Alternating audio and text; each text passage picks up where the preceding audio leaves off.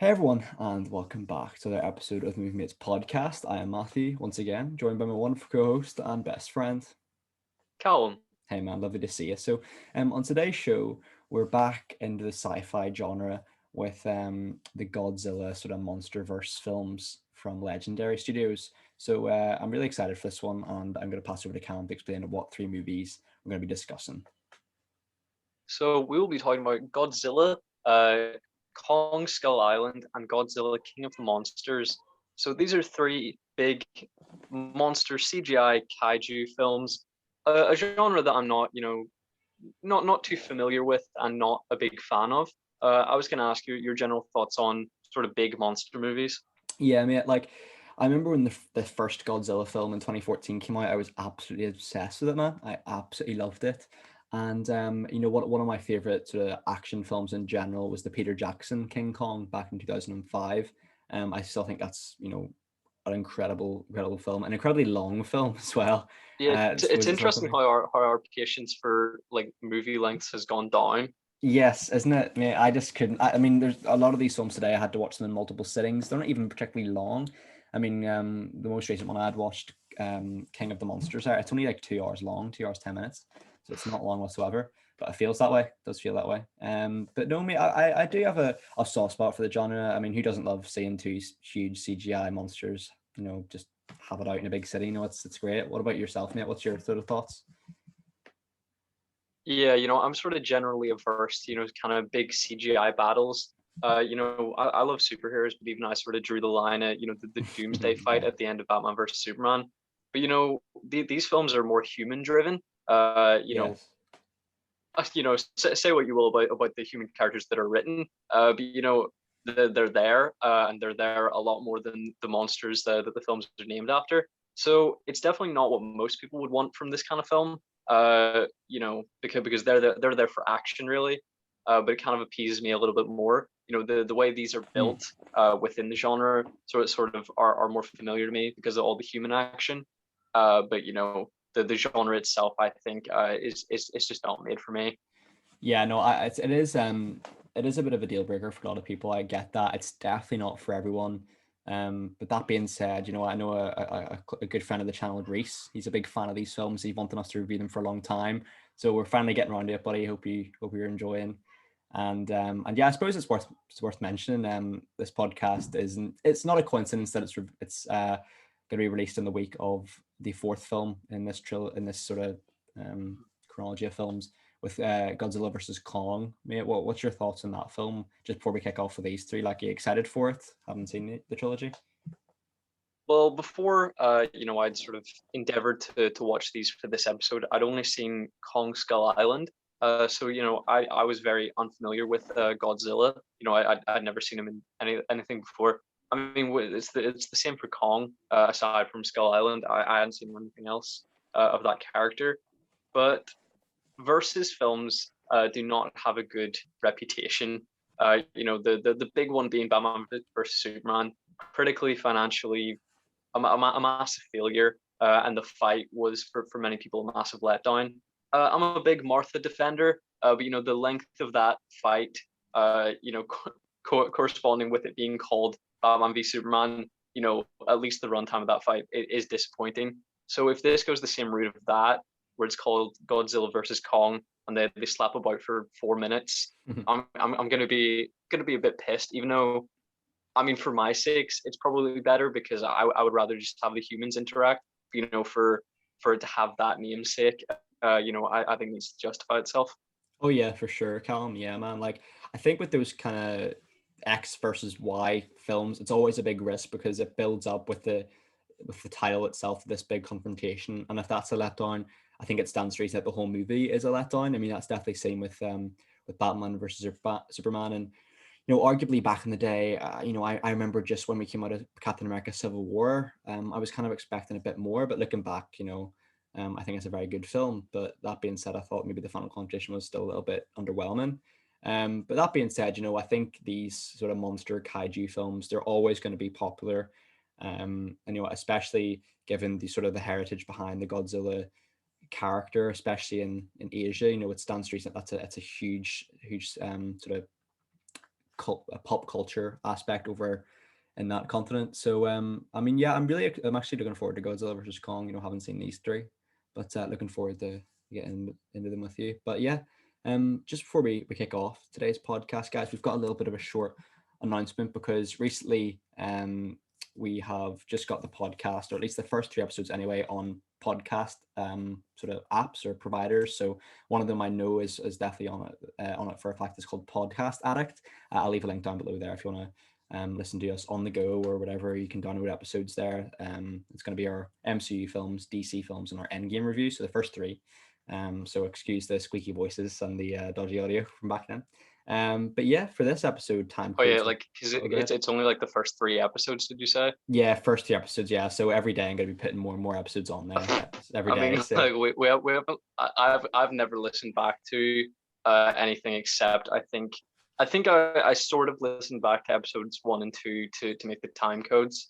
yes, But yeah, I then remember you did the from then on that was you took that responsibility. So I haven't actually heard any episode past episode 2. So I mean, if they're stinkers, please don't tell me.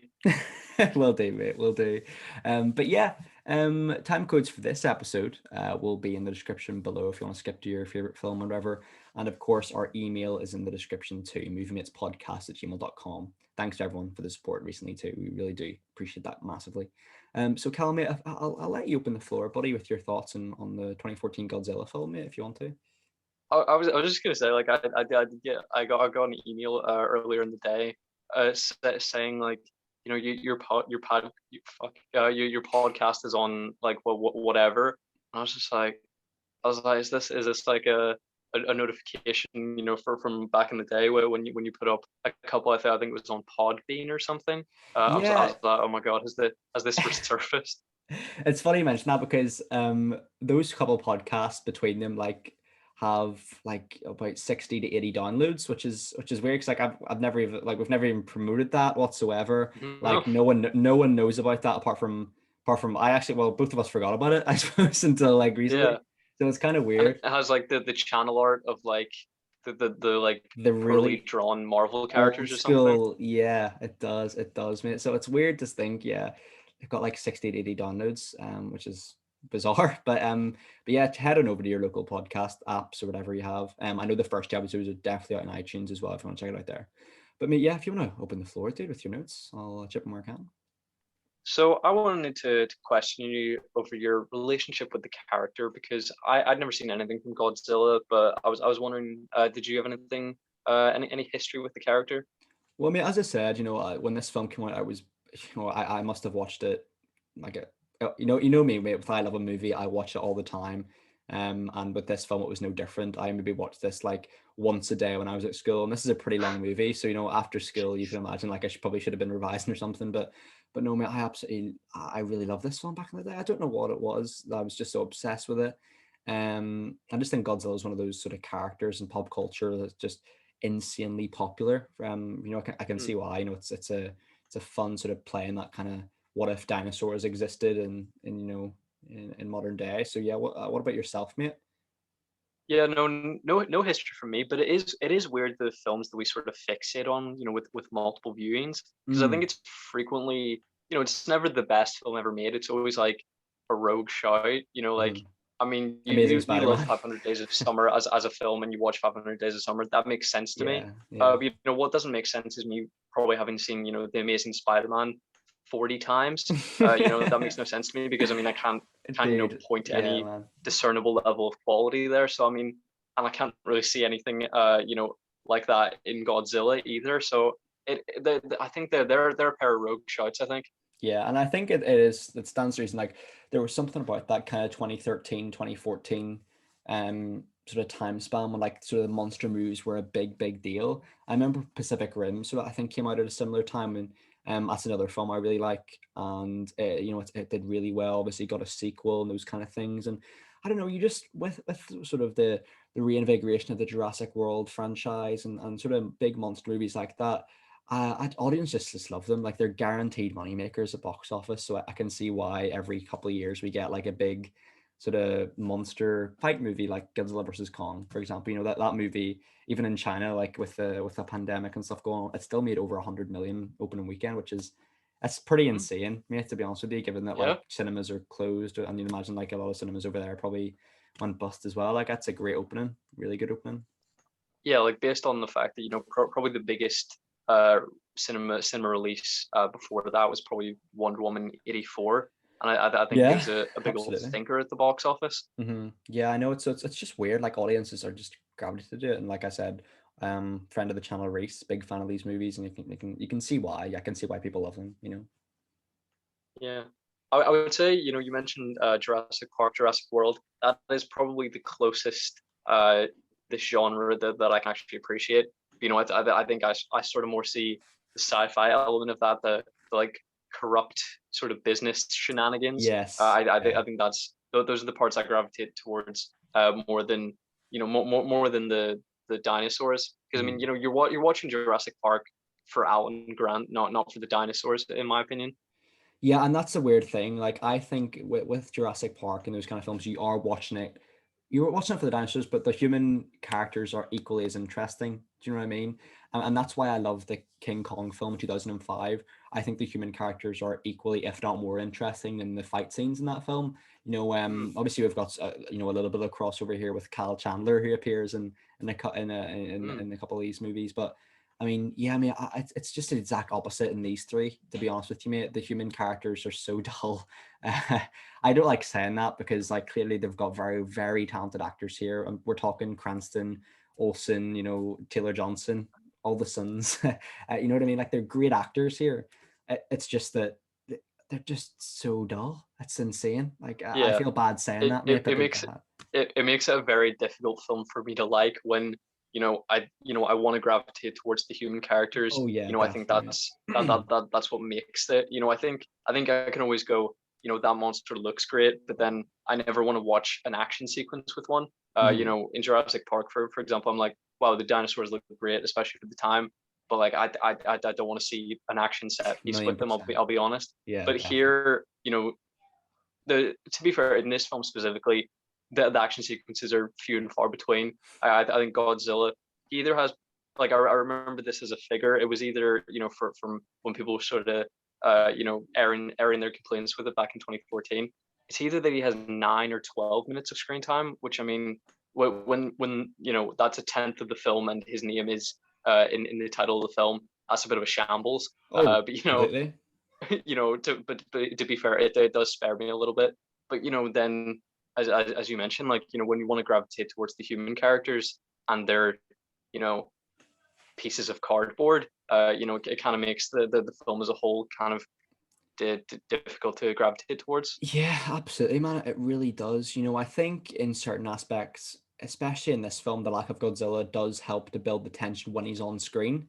And just as a side note, it's I don't know whether you feel this way or anyone feels this way who's listening, but for me, Godzilla was always a woman. I don't know why. I don't know why. What? It's just I just always felt Godzilla was like, you know, a mother or something like that. I don't know what film I'm getting that from. Maybe it's the I 1998 think I version. think I, I think it is the 1998 version, because then uh I think Godzilla dies at the end of that, and then the animated series carried it on, and it turned out that Godzilla had babies or something, and then Matthew Broderick's character in the animated show raises one of Godzilla's babies, and then it grows into the male Godzilla. I think you're right on that. Yeah, I think because Godzilla is a woman in the '98 maybe version. it's just weird how like when you're a child you pick up those kind of things and they stick with you to kind of your stereotypes for the future. I don't know. Godzilla was always like a mother for me.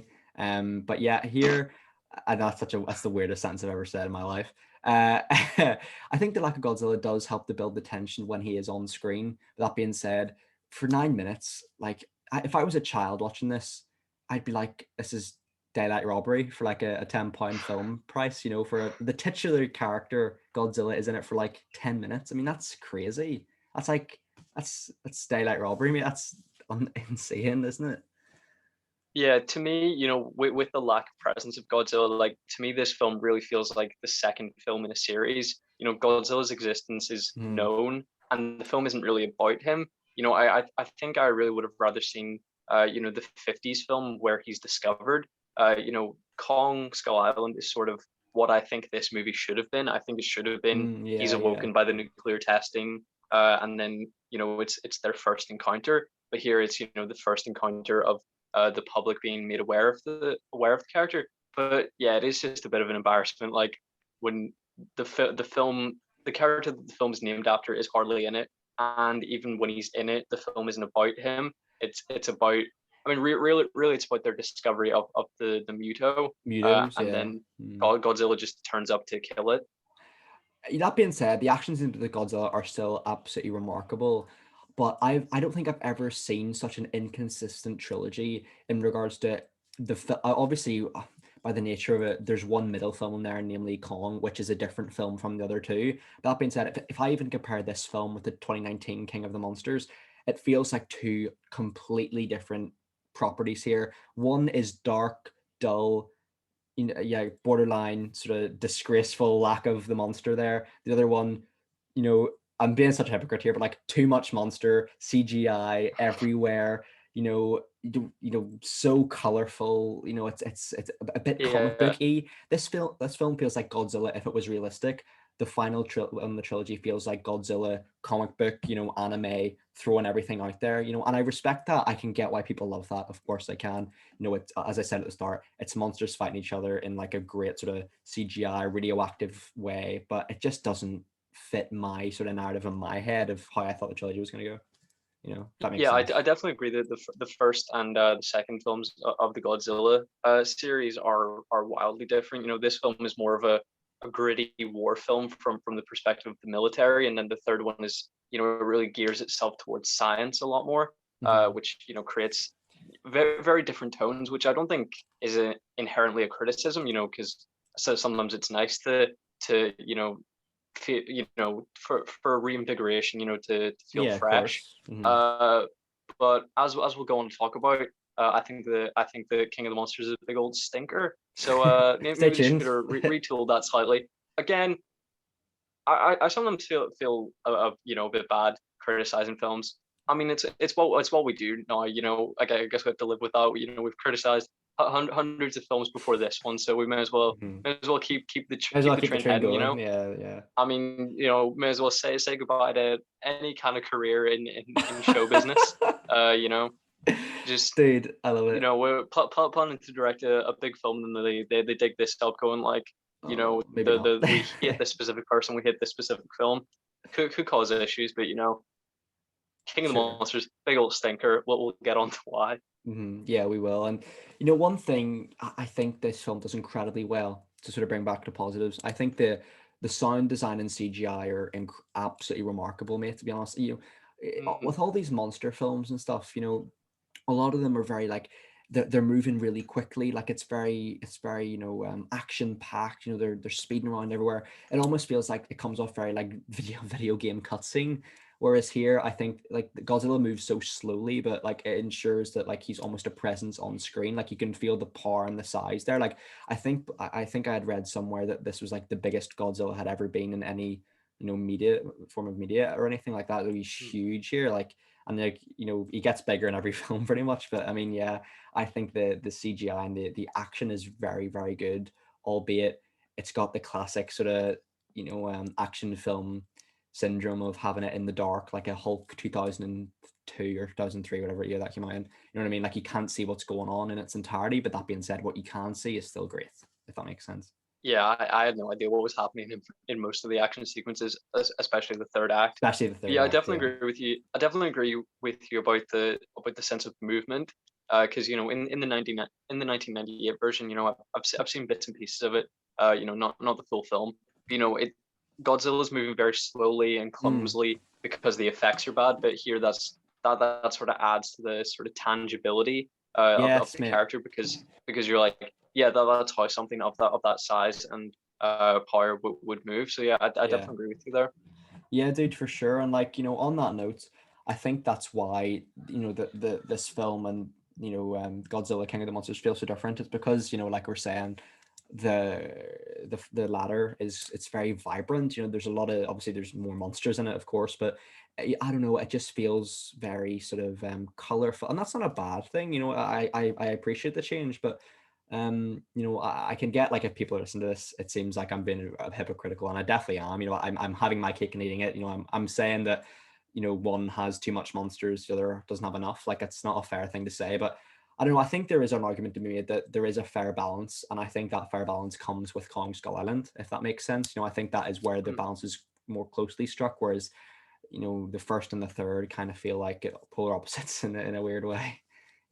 Yeah, it's kind of like with Batman v Superman, the sort of like massive overcorrection with Justice Yeah, League, yeah, where it they were like does doing exactly. jokes Yeah. to make it colorful, but in reality, all they did was make it shit. So Yeah, I they did. sort of feel that here, but they didn't really have a very strong basis to go off with this film, Yeah. in my opinion. Mhm. One issue I wanted to talk to you about, which was sort of kind of plagued the film after people saw it in 2014. People sort of took big issue with this, and it was misleading marketing. I don't know if you heard about this or if you paid attention to sort of marketing and I trailers didn't, at the mate. time. I But didn't. really, Bryan Cranston was fully pitched as the star of this film, and people were kind of livid when he dies very very early doors, Yeah. because the trailer was edited with like peppered in scenes of his performance that amounts to 10 minutes within the film. And I think if I cared about a film, I would usually be let down by that kind of revelation. But here, where I don't really care going in, I think it's quite interesting, and it's great for shock value. If you because sometimes when you watch a trailer and it gives away everything, you're very disappointed to then watch the film and you're like, oh well, that was exactly what I Yeah. expected. But then sometimes a trailer can trick you into thinking one thing and then you're surprised by it. It's just whether, like, if you're a big Bryan Cranston fan and you think you're getting a Bryan Cranston film and then Bryan Cranston dies after 10 minutes screen time, you would be livid, I think. But Yes. either way you Yeah. look at it's a surprise, just whether it's positive or negative. But I find positivity in it. Yeah, man. Like I suppose that's a really good point, because I suppose in one way, this was sort of coming out at a time where, forgive me, I haven't seen Breaking Bad, but from what I'm aware, that is like the staple of Cranston's career. That is the best TV show of all time, pretty much, or what many people regard as. I know you've probably seen it, Yeah, but it's widely regarded as very good, is what I'm trying to say. I yeah, haven't seen it, but it was sort of coming out like he was in his peak then. But at the same time, I think, yeah, you're right. A lot of trailers, like as I would call it the classic Age of Ultron dynamic, where like it presented Ultron as this really like menacing villainous presence, and he was a jokester. Do you know what I mean? So I wouldn't blame the movie too much, just because I maybe don't have that sort of dire sort of passion for Cranston as an actor. I haven't seen him in a lot of things, but that being said, I can see why people would be sort of a little bit underwhelmed by his just 10-15 minutes in the film before he's killed off, isn't it? So yeah. yeah. How do you feel about studios doing that in general? Like, do you welcome this surprise, I can see whether it's why they do positive or it. negative? Oh yeah, I can see why. I 100% can see why studios manipulate trailers to present a different film, because at the end of the day, I would rather have a trailer that presents a different film than what we got, rather than spoil everything. If that makes sense, trailers that spoil Mm. everything are I'm not I definitely do not like whatsoever, man. But likewise, I think it can be equally annoying if a trailer presents a better film than we actually got. Suicide Squad springs to mind. Although I love it, Logan springs to mind. That trailer was incredible, but the movie, I Yeah. haven't seen it, was a little bit underwhelming looking back. What about you, mate? Like, how do People you say feel? that the Green Lantern trailer apparently was a big turd Haven't seen polisher. it, mate, But but yeah, yeah, I know what you mean. I've been have you seen Green Lantern though? Oh, yeah, I've seen Green Lantern. Yeah, I haven't seen the trailer Okay, though. Yeah, thank God. Like, I've don't been worry. watching it recently. Yeah, Now that we both got Now TV to watch the Snyder Cut and have yeah, dude. Yeah, pursued a membership. I'm watching nice. Green Lantern. Decent film. It's Like, not bad, is it? terrible villain. One of the worst villains in cinema history. Agreed. He's a fart cloud and a testicle man. Like, they are shit. Testicle man. And then some of the CGI is like real wonky, and the mask is terrible, but the suit itself, I think, is admirable for the time. The mask is horrific. Oh, dude. I think the suit is decent, and Yeah. then Blake Lively and Ryan Reynolds, massive chemistry, Is that how they met? obviously. Is that how they met? Yes, that is how they met. Yeah, That almost like warms my heart even more towards the film. One thing I will say about Green and Lantern is then a Mark side Strong note. is Sinestro. Yeah, I know, Like, that's great. That is good. One thing I do quite like about that, I quite like, is it Abin Sur? I think he's great. Hmm. But one thing, Oh, Parallax. find out. I find out that he's played by Temuera Morrison, like Boba Fett. Is he? No way. That's weird. Yeah. That's cool. That's a little bit of trivia. One thing that absolutely I will say about the film, Parallax scared the living shit out of me when I was a kid. Like I don't know. There's a lot of jump scares in there that I'm not a big fan of with Parallax, so I have not revisited that film in years, mate. Just got bad. I don't know. I think the idea of Parallax is this is such a tangent, but this is what the movie mates viewers would expect by now. We'll definitely review Green Lantern one day because I don't think it's as bad as the hate gets. It's certainly not like the worst comic book film I've ever seen. Even, do you know what I mean? It's not bad. It's pretty good as an origin story. As a film, questionable. But Yeah. it's not like it. It doesn't make jokes that then fall flat. It's just kind of not trying to be funny. So I mean, if someone was to say it's unfunny, I think that would be an unfair Uh-huh. criticism because I don't think it's trying and feeling to be. Yeah, I know what you mean. Yeah, for sure, mate. It's a good point because I think that film does get a really bad rap. It really does. Like, it's I not. mean, I I can see think when it why comes though. to superhero films, we pretty much have exclusively hot takes. Like we both Yeah, like 2015 Fantastic Four. We like Green Lantern apparently. But I feel like we like the most popular ones as well. yeah. I think so. I think so. I think we're hopefully reasonably fair. I'm interested to see what people, if people sort of are listening to this about our review of this Godzilla. Like, I think this film obviously has a big cult following, and typically these films do quite well with reviews too. Hmm. And it's one of those films, as I said a million times, I can see why people love them. I really can. It's just that for me, I don't know, there's other films out there that do the same thing but better. Namely Pacific Rim and King Kong 2005. Pacific Rim's probably the more closer analysis in terms of comparing the Godzilla films of obviously. I just think that film is really, really unique, really, really smart. But that being said, I think this Godzilla film is still very, very good. It's very impressive.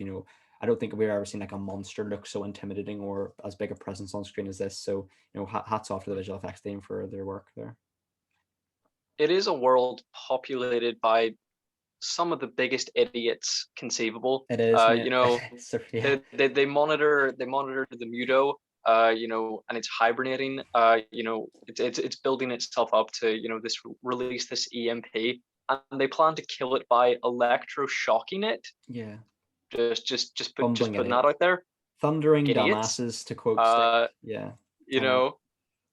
know, to go on to further examples, the whole third act plan just goes out the window because they somehow didn't expect the Muto to emit another EMP. Like they go, I think they're planning to draw them out of the city into the sea to then to essentially nuke them, even though they fuel on nuclear power. Yeah. Sorry, Well, I always yeah, get it is. nuclear Yeah. It's like nuclear it's power. radiation, isn't it? Uh, So yeah, nuclear power. Yeah, of radiation. No, I was just saying I forget, whether it's nuclear or nuclear. Oh, right. Okay. Yeah, I Very, get you. very, I very, get you. very different Yeah, things. I get you. And it's messed me up because in Superman 4, I don't know if you've seen it, but like Lex Luthor creates Nuclear Man Yeah, to no, to sort of yeah. to fight Superman, but he specifically calls him Nuclear Man, and like that film can get Mess with their rinsed brain. for many reasons, and that's one that people have chosen to sort of ribbit on. But no, like Yeah. like the military tactics are poor here. And it's surprising because they're led by Aaron Taylor Johnson, aren't they? Who, if you've seen our Tenet review, we were a big fan of. But one thing I will say in relation to that point, mate, when are the human characters in these monster movies going to realize that shooting them with human bullets or human weapons is not going to do anything? I suppose it's just one of those things where like they have to have some kind of human battle or action scenes or give them something to do. So they kind of say, yeah, just shoot aimlessly at this thing, it'll see what'll happen. It just doesn't work, mate. It's never worked for me in these type of movies where like the humans get involved in the action. I just say let the monsters be monsters. Do you know what I I mean? mean, they do manage a bit of that in Kong Skull Island, but it's never against a Titan. Yeah, no, that's very, very true, mate. That's very, very true. I suppose Kong, I'm just amazed how different Kong Skull Island feels from this film. Like, It just feels like you said, it feels like what this film should have been. But that being said, I don't want to seem like I'm too critical on this film, because I think there is stuff to like here. There's stuff that. I think we have to commit to the lifestyle, Matthew. Like Yeah, you're right. we've chosen to We're review movies. critics, battle hardened, mate. People are gonna give a shit. People are gonna say that's an unreasonable point of view. You're wrong. Fuck you. That is By pretty the much the sword, die by consensus. the sword, I mean, mate. fuck you is pretty much the consensus to all critics. But again, we're never like, wow, this is filmed so poorly. That Yeah, acting performance was terrible. We're like, this person made a stupid decision in the movie. yeah, Like, where I feel like we tag characters, not real people. yeah, So I feel like we can hide behind that a yeah, little bit. yeah. But we have to commit to it. We do. I, We do. I did not enjoy it, but I respect it. this film culminates in the Muto versus Godzilla in San Francisco, and I was just baffled watching it. Like, so Aaron Taylor Johnson's character is from San Francisco, which is just so happens to be where they're drawn to. That's where the government has just they've been I think like, so. yeah, we need to get the nukes to San Francisco, draw them out of the city in San Francisco. I'm like, why were they going to San Francisco? Like, of all the cities in all the countries in all the world, why did they walk into Aaron Taylor Johnson's home city? Well, not home city, but the place Yeah, that he it's lives. this he resides in. What Yeah, contrivances, yeah. I know, right? convenience. That's all that it is. But It's it mad. was just it was painful for my brain, really. Yeah, and you can sort of see, like, in sort of the next, if we're following this sort of trilogy in chronological order in terms of action scenes, you can kind of see, like, after this San Francisco battle, there is sort of an absence of battles in the city. Like Kong Skull Island, obviously it's just on an island, and then for the first half of King of the Monsters, it is kind of there's a battle scene in Antarctica there, and then there's a final battle in the city. It kind of seems like, for me, they kind of, I can understand why they wouldn't want to have them in that sort of urban environment, because at the end of the day, it would come off very, very much the same, just slamming each other into buildings and all that. When if you mix it up with kind of water and stuff like that, it just helps to breathe life into the action scenes. I think Kong Skull Island does that very, very well, and so does King of the Monsters, to be fair too. So, I think this film, although it does sort of, it builds up to that kind of climax of the fight between the Mudos and Godzilla, and namely, like, I think when Godzilla has, like, his, I think they call it atomic breath or something, in his sort of literature. It is great. It's a fantastic reveal, but I just wish there was more of him. What we got was great. I just wanted to see more. Yeah. Struggling to remember what I was going to say. Yes. It is kind of bizarre to me because, of course, this is it's so far, even across three films, quite a successful shared universe. Yes, I mate, yeah. think the quality of the films are very varied, in my opinion, but the interconnectivity, like how they're woven together, makes a lot of sense to me. It doesn't seem too contrived.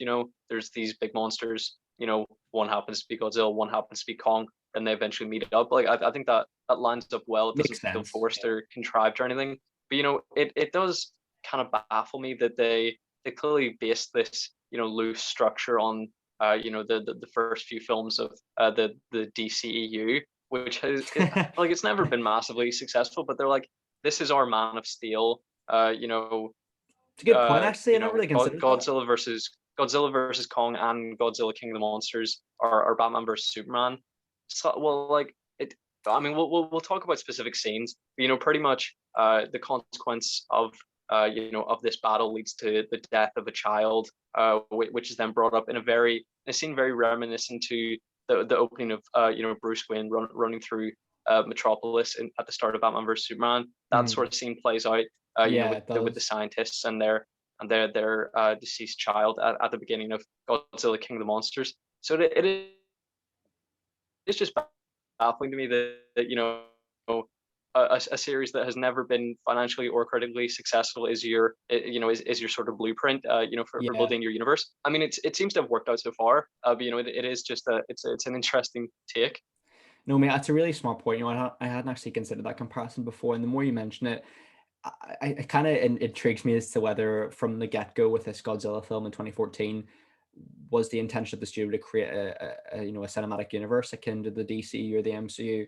My thoughts probably would have been yes, but the films are so tonally inconsistent. I'm kind of confused as to whether maybe it was the true intention. You know, maybe they waited to see how this movie panned out, which, you know, fair enough. But it's a difficult one to sort of suggest because at the same time, you're definitely spot on. It feels like I don't think they're rushing into a cinematic universe particularly. 'Cause I think the films are, you know, decent. As I say, the plot Mm. lines make sense. The connectivity makes sense. You know, I'm kind of, you know, borderline impressed that, you know, from 2014 to 2021, you know, they've managed 4 movies which have, you know, by the same thing, they've done very well at the box office and critically. So, you know, it seems like they've got a good footing here to keep these kind of films going. I would just worry that it's going to get to a point where they get burnout or something, or maybe audiences don't quite feel the same attraction. They feel like they've seen everything that could be seen. Once you see Godzilla in his own movie, once you see Godzilla with monsters, once you see Kong in his own movie, and then Kong fight Godzilla, it kind of makes me think in my head, what's next? I think the only possibility would be a potential like Pacific Rim crossover is the only thing I could kind of see where they could go with it. And, you know, I know I'm jumping maybe to maybe a point we could discuss later in the podcast, but that's just where my head's at kind of for me. What do you think, mate? Think there's a possibility of that? Yeah, I mean, you know, I'm not too familiar with that franchise, but you know, I know it's about, you know, big robots in that. But you Big know, robots, they're yeah. also fighting, you know, sort of big kaiju style monsters, aren't they? Yeah, I mean, yeah, kaiju. Yeah, So you know, that is very so similar. I think the door for that kind of crossover, I think, you know, probably is open, and I do think that, you know, their initial thoughts in making this probably was, you know, if this does well, that we can, you know, build the franchise further, because you know it's all about money in the end.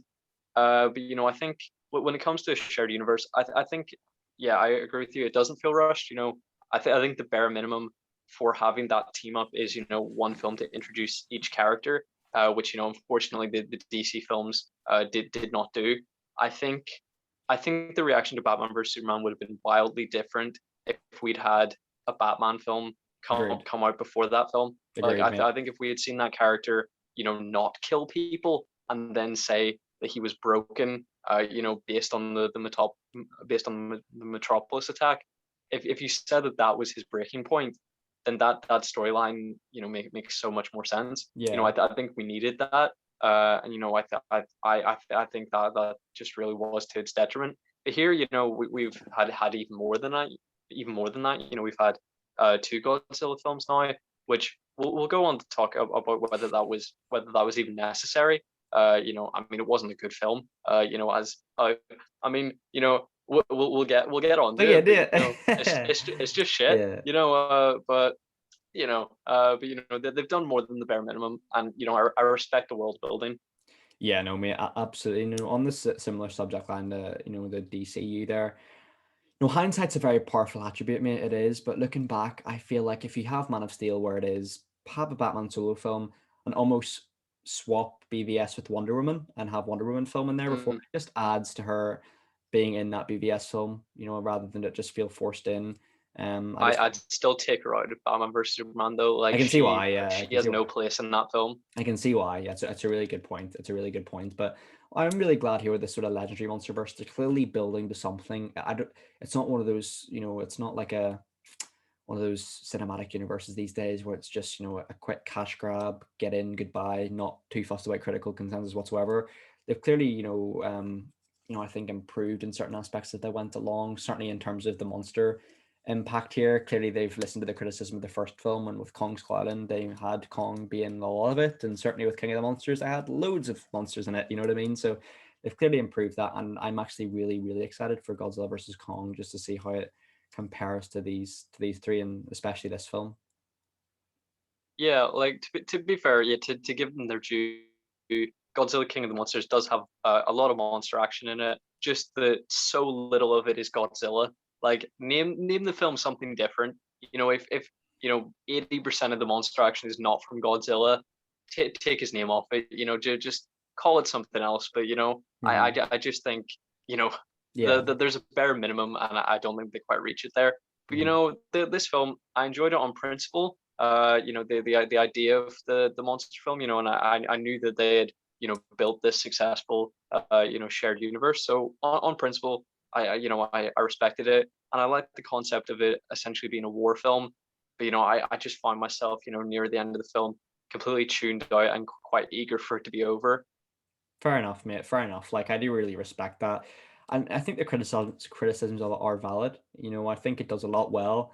Namely, I think the action scenes are incredible. The sound design and things absolutely remarkable. But no, I think you're right, mate. I think the pacing is a slight issue here, in terms of like cinema tropes and stuff like that. But that being said, I think it's a very good opening for this kind of trilogy. I mean, have you got any other thoughts to say on it, mate? Nothing else from me, Matthew. No worries, Callum. Well, I'd love to hear your rating for it, mate, if you want to kick us off with your thoughts. I'm gonna struggle here, and I'm gonna throw out a point that we talk about in almost every episode at this point. Where I say I don't really remember what I give, what kind of ratings I give to most films. I'm just throwing one out on the fly, and it's usually in comparison to the other things within the episode we're talking about, rather than Yeah, yeah, of in course. regards to in comparison of all films. Because if we were comparing this film to every film ever made, obviously, it's in the bin. But in regards to just did I enjoy it, I'd give the film a solid 7. Yeah. No, I think that's a really smart point because obviously these kind of monster films, I don't think they're ever going to be ones where like, best picture nominees or anything like that, unless they've done an amazing job. But I think for me, it's one of those films. It's not exactly even a popcorn film for me, just because of the absence of Godzilla. It's just, I think it's sort of it did flip the genre, I suppose, on its head, especially that Godzilla sort of culture of I'd imagine it's very different from other Godzilla um iterations. So for that, I'd say credit for being unique. As I said, I think the effects on Godzilla are up there with Planet of the Apes level CGI for me anyway. And yeah, I think it's got some really badass moments in there. But that being said, human characters really let it down, mate, which surprises me. So I'd probably give it you know what, in comparison with the other three, I'd probably give it an 8.5. In Okay. relation to monster films, I would say. But mate, yeah, I think one film which is very very different from other sort of monster films is Kong Skull Island. It's got obviously none of the same cast reappearing here. It's very much a prequel in its own right. So I'll let you open the floor with your notes on this one, mate. Uh, you know, I had no relationship with the King Kong character. I know that you've seen the 2005 version, and very very enjoyed it. Very very much enjoyed it. Hmm. But I really had no relationship going in. I got to see it in the cinema, which actually, Oh well. I think this film has, you know, a bigger spectacle than Godzilla. I think every fight scene, is during the day. It's very visible, and I think the sound design here is even better. So it was a great cinematic experience. Yeah. But one thing about the film, which I'm sure many would call into question, and I wanted to put it to you, even though I find it a positive. The characters here, we sort of took the piss out of the characters from the first film. I'm sure we Yeah. will from the third film. But here, I think all the characters are actually good. It's just that they don't get any screen time. And because there's 20 characters, each character maybe gets one moment, or very many of them get no moments. They're just there to stand and look pretty and say no lines, I guess. Yeah. But so they essentially act as one-dimensional cannon fodder. And to me, I actually find it quite fun. You know, there's sort of not too many examples that films that can get away with this in recent days. You have your Suicide Squad films, you have Rogue One, and then I'd say Yeah, that that's a good there's this shout. film, where you're just like, yeah, that person's gonna die, that person's gonna die, Yeah. and you don't know anything about them, you don't care about them, but it's kind of funny. Whenever they get chewed up by a monster, Yeah. it's a bit of a waste of the cast, and I think uh, you know it creates the same issue that it has with this film being set in the 1970s, and then the present day version of the shared universe is in the 2020s at this point. So we'll never see Tom Hiddleston or Brie Larson again, and I think that's a bit of a waste, as much as killing off these characters and then being sort of one and done. Yeah, I mean, I think that's such a great point. I like when these kind of survival films, actor pedigrees out the window. It doesn't matter if you're Samuel L. Jackson or like Sally Hawkins or something. These kind of movies, you can die at any point in the film, which I quite enjoy. And that sounds I so mean, to be fair, I'm sadistic. sure it's in some of their contracts, like kill me early so that I can get the money, but be Yeah, offset as soon as possible. yeah, I'm sure. I'm sure. Like, again, these films have great cast members. Here, obviously, you mentioned Tom Hiddleston and Brie Larson here, and Samuel Jackson and John C. Reilly as well. It's got a lot of big names in there, to sort of help it along. And I think one thing that strikes me about this film, it's very visually different from the other two. Whereas the Godzilla films are quite dark and stuff like that. That this film, it's got a very unusual color grading to it, where it's clear that a lot of it's one of the only times where I can recall seeing a film and sort of think, yeah, a lot of sort of visual sort of things have been edited to that, like an Instagram filter or something like that. Like it feels Yeah. like someone's actively changed how the shot has looked rather than be like a natural shot, which I think it's a little bit potentially of a criticism of it, because like it still looks stunning, but I don't think that should be a detriment to how noticeable it is, if that makes sense. You can tell it's been heavily filtered here. Which, that being said, I get movies, that is a very common thing from happen in movies. Every movie is filtered to a degree with color grading, but I don't know, here it almost felt a little bit too unrealistic as to no, this, I don't know if that makes sense, but that's how I'm feeling. Yeah, it's very sun baked and very orange. It's Sun-baked, kind yeah, of that's a like, really good word you for know, what it is. there was a big trend, in the 2010s, with Mad Max Fury Road, this film, Blade Runner, where you had, bright blues and then, really heavy orange. Hmm. You either had like the sky and the sand, or Yes, the sky and the sun, but those would be the posters, and then those would be the sort of aesthetics for the films. And I don't know why, but I kind of love it. I And I get think you. I get why, yeah. it's definitely more excusable here, or in an apocalyptic world, than it would be in a regular film, just because you're like, well, they're on this un uninhabited, or this foreign island, that has like an aurora borealis at night. So I mean, I think a lot of lighting stuff is excusable, and to me, I really appreciate it, but I definitely understand the criticism. Yeah, man. Like, one thing you'd kind of hinted at towards is like, it's a much brighter film, and obviously the color grading and the vibrancy is in relation to that. I kind of feel like it's really helps the action scenes, because finally you can see what's going on. One film that really springs out in my mind for really dodgy action at nighttime is the Ang Lee Hulk film, especially with that final confrontation. It's like, what the fuck is going on here? Do you know what Where I he mean? punches the dog in the balls. Yeah, yeah, I forget about, oh man, the Gamma Dogs or whatever, and that's such a weird film, but I also love it in a sense as well. It's so 2000s. But I mean, with this film, the effects are great in terms of Kong looks incredible. He just looks like a huge version of Caesar, like it's fantastic. And you can see what's happening on screen. You can see all the cuts and bruises and explosions. It's a great spectacle, akin to the Michael Bay Transformers films, which albeit are very, not great films, but they're very good in terms of effects and sort of action scenes and construction, stuff like that. You know what I mean? Yeah, definitely. And as you said, Kong looks incredible. I think it pretty much goes without saying. But it sort of had me assess expectations of effects, because of Okay. course, I know nothing about effects. I couldn't do anything. But that sort of goes goes with anything about filmmaking. But these days, I feel like there is this expectation for effects to be incredible in every contemporary film that I myself watch. And I was just questioning, and I wanted to put to you, like, are expectations too high? If you think back to Mm. 15 years ago, effects were shit. It was accepted that effects were shit. If you had CGI in your film, it was going to be shit. If you see the Mummy Returns, and you see the Yeah, I've Scorpion seen it. King, Yeah, that shit. that Yeah. is horrendous. So I mean, but I think back in the day, you'd be like, that looks shit, but like, what else can they do? What do we expect? you Hmm. know so 15 years ago, when that was like impossible, that was sort of the done thing, the exception, or the thing accepted by people. So why do you think that we expect perfection, just because like this era should have the best that there's been so far? That there's been Yeah. technological advancements, so this should be better than what it was 15 years ago, but everybody's like, it should be perfect. Like, It's a good why is point. now the day that people are like, this is when it should be capped at, like, this is the best it's going to be?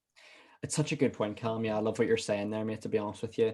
I think, yeah, it is a harsh criticism, isn't it? I'd definitely be guilty of this in the past where, you expect, cinema effects of films in the last kind of 5 to 10 years to be exceptional, especially when you compare it to films in the 2000s from our childhood when we look back and think, God, those effects were dog shit, weren't they? You know what I mean? And I think that's why I can appreciate the 2005 King Kong, because the effects for there just look equally as good as they do in any of these films. Obviously that movie was like the most expensive movie ever made at the time, according to Mr. Sunday Movie's recent Caravan of Garbage, if you've seen that. Mm. But I don't know. I think there's something to be said about CGI, and certainly it's more impact in cinema. I actually feel like a lot of projects are starting to move away from it in terms of like Mm. they want to have more action scenes that the actors can film themselves, or certainly that stunt doubles can film themselves. So I think there is definitely an argument to be made there that CGI should definitely be improving, and I think it is generally. But I don't know. I think I think definitely I've probably been too harsh on it in the past in terms of, oh, this should look a certain way, this should look in a certain way. But that being said, I'm still gonna say this one thing. Kong just seems a little too human-like for me. I don't know. I don't know. He just feels like a human, and I get that. That's part of the character. But when I look back at the 2005 iteration, that's a classic King Kong for me, just on all fours like a proper gorilla. But Yeah, yeah. I was going to ask, is it a posture thing? Yeah, plenty of posture thing. But going back to the CGI thing, mate, I think your argument's really spot on there, to be honest with you, buddy. Yeah, because of course, people were up in arms about Steppenwolf in 2017's theatrical version of Justice League, and Hmm. then people who were supporters of the Snyder Cut, were thrilled to see that this new version presented in the cut that we saw just a few weeks ago. But the 2017 one is awful, but I also still don't like the 2021 better. The 2021 version, I like it more. But it still doesn't appeal to my eyes. But then I sort of have to ask myself the question. It's like, what more can they do? Like, how do they make an alien Yeah. with metallic armor seem like tangible and realistic? It's like that's an impossible feat. So I'm sort of questioning myself these days on expectations, really.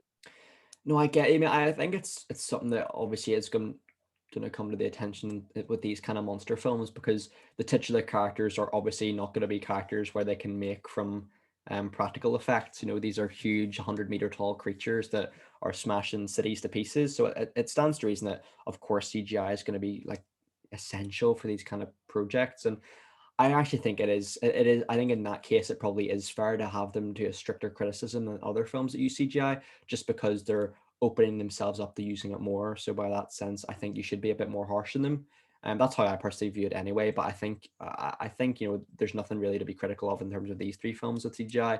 I think they're done marvelously, some of the best we've ever seen. And yeah, I just feel like just in general there's a lot of big, in terms of Oscar snubs especially, there's been a lot of big like Planet of the Apes snubs in there in terms of CGI that I'm just like, how did that not win, like let alone get nominated? You know what I mean? Like it's a disgrace how those films didn't win anything. Yeah, because I mean, I would say an equal accomplishment. You know, I think that is an equal accomplishment for CGI as the originals were for makeup. And I Yes, feel mate. like they Yeah. should be treated with the equal respect. Yeah, dude. I know. I always love the classic sort of practical effects used in the Jurassic Park films, or from bits and pieces I've seen in Jaws. Like, I think there is definitely something to be said about the classic sort of old school practical effects, where yes, in a 21st century standard, it probably looks like shit, but back then and even now, I still think there is a beauty about it, that like a human being has made this thing that you know to an audience back in the 60s with Jaws, or sorry, the 70s with Jaws, or with the 90s with Jurassic Park, like they thought it was real, and it does look real to a degree. So I think I would like to see, obviously, with these films that would be impossible, like I said, but I don't know. I'm a big sucker for practical effects, mate. I always have been. And a film that really springs to memory for me is the Hellboy films with Ron Perlman. Like, not no CGI really, just Mm. classic old school makeup and prosthetics.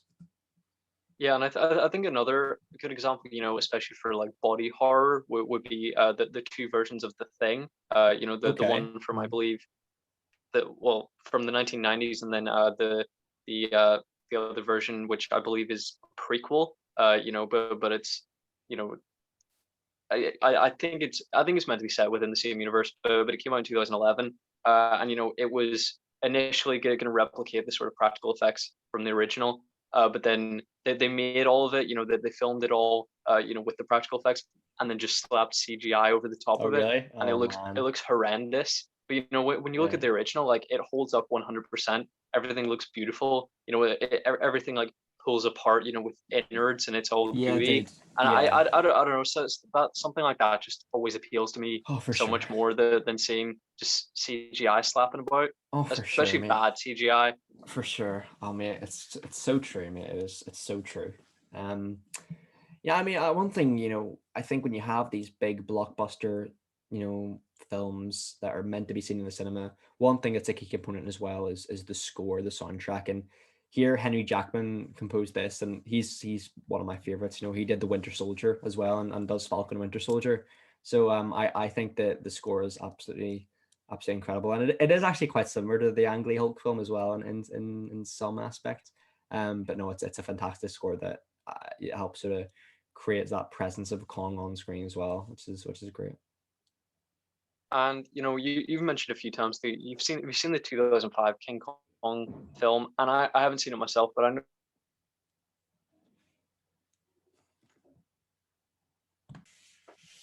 But yeah, I suppose in relation to like sort of like we were saying, just before we sort of cut out there about how quickly we get to Skong Island. Oh, sorry, I combined Skull and Kong, got Skong. Uh, Skull Island. I don't know. I feel like part of the charm of the 2005 film was, it dealt with characters dealing with like the New York Depression at the time, and I don't know. I can Sounds see. so fun. Yeah, I know. Yeah, yeah, I know. Sounds like a Um, real thrill ride. yeah, I know. This film, the pacing's incredible. Like, it's just straight into the action. Here we go, no messing around, which I really do like as well. That's one thing that the 2005 film got really heavily criticized on, wasn't it? About it was like 3 hours long, and 2 hours of it was, dull human stuff. But I don't know. I think in that film, it had a bit more charm to it.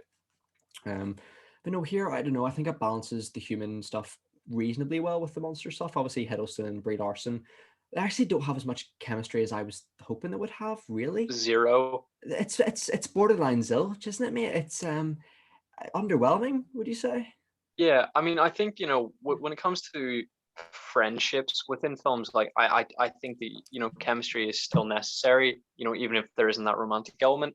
I was waiting for them to kiss. I was like, I feel nothing between these two characters, but like, I really expected a contrived romance. I thought it was going to be a sort of Edge of Tomorrow situation where I'm like, yeah, Yeah. I know that you're kind of like, in the shit, but like, you guys have no chemistry whatsoever. So I was very glad they didn't go down that route, unless I missed it. Oh, But I don't think I they don't did. think it did. So I'm glad they didn't pursue that, because I think that would have felt like painful. Yeah, and the one thing I think this film could have avoided though was the John C. Riley Islander stuff. It felt like I don't think this film kind of suits that comedic tone that John C. Riley has, just with his natural voice. He's just a naturally very, very humorous guy. But that being said, I don't know. I just would have preferred the full out apocalypse that occurs in the island, like battle royale style, like who will live, who will die. Whereas like with the Islander stuff, it's played for gags, it's played for comedy. It wasn't for me, mate, whatsoever. What about yourself, man? Yeah, I think I agree that it doesn't gel, but to be fair, I think that's a very interesting movie concept. It's pretty much Yes, it is interesting for sure. it's pretty much, if we got to see what Alan Parrish was doing in the jungle in Jumanji. I don't know if you've seen Jumanji. I have, yeah. It's a very similar situation as um, Alex. I think it's in the, well, I don't know which one you're talking about, but the one with the Rock and Karen Gillan and stuff. Like, Yeah, there's I'm referring to the to the Robin Williams one. Williams one, yeah. I suppose I don't know if the 2017 one is as the exact same plot, but from what I was aware, like there's a character who was trapped there from like in the 90s, and then the characters from Hmm. the modern era find him in the game, and like he's just been there all his life. So it is a similar dynamic, I suppose, isn't it? Yeah, and I think it is a very good concept for a film that has the as you said has been carried on and we've actually seen. But yeah, I agree. It doesn't mesh here, especially when you're only getting sort of flashes of it. Where Tom Hiddleston, I think, takes himself very seriously. What one could say takes himself a bit too seriously. I've never found Yeah. much in the Loki character, We've got to and get to the here, north I side of think, the island as quick as possible. Like it's very like yeah, James it's Bond-esque. like It's weird. Like yeah, it's the film is very earnest and it's a very earnest performance. And then when you have the moments of attempted levity, with John C. Riley, I don't think it quite works. something about Tom Hiddleston. I really do like him, but I've never really got the whole like fandom behind him. Why like people love this guy. I can understand like he's had great in interviews. He seems like a really lovely guy, has some great performances, but like I've never understood. He's so popular, man. He is like ridiculously popular, Yeah, but. I don't know in this film I thought he was like trying to do a Jason Statham or something. Like it just didn't fit right whatsoever. Like he took himself too seriously, you're right. yeah. There was a quote on Wikipedia where he was like, "Yeah, that this character is just so connected to nature, and it's something that I really don't think audiences have seen for years." And I'm like, what? Like that really Yeah, I does didn't not get come across. Like, that. yeah, you're a tracker. It's like that's as far as the character development goes. Like these characters are, as I mentioned, very very one dimensional, and it is just, you know, his dad was, in the armed forces. He is, this guy's a bit of a rogue. He's hired as a tracker. He tracks things like that. That is pretty much, his Yeah. his character arc. His entire development, and it's not, anything original, anything unique. Yeah, no, I think you're right, buddy. And I think for me, Samuel Jackson is actually very, very good. That's not really surprising. He's an all-time great, I think. But I mean, yeah, I don't know. Tom Hiddleston and Brie Larson, I was expecting a bit more chemistry, given that they've been in a few of the same films and those kind of things. But hey, I guess that with these kind of CGI films where like they have to look at something that isn't actually there, I can understand why maybe Yeah, they didn't feel as engaged as a classic sort of rom-com or something. Do you know what I mean? yeah, I definitely agree. And you mentioned Samuel Jackson, and he is this kind of Captain Ahab figure, where he Mm. seeks vengeance on this Titan. And I mean, he has this whole plan for vengeance where he wants to kill Kong because Kong killed his men. Are we supposed to feel bad for the people that Kong killed? Because I mean, I was kind of like, well, yeah, you've agreed and enabled a mission where you plan. I mean, to be fair, this is the case for every character on Skull Island that is in this film, including Brie Larson, Tom Hiddleston, Thomas Mann, everybody. They've all enabled this plan where they know that they're going to be dropping Yeah, bombs on this undocumented area that could be densely populated with human civilians.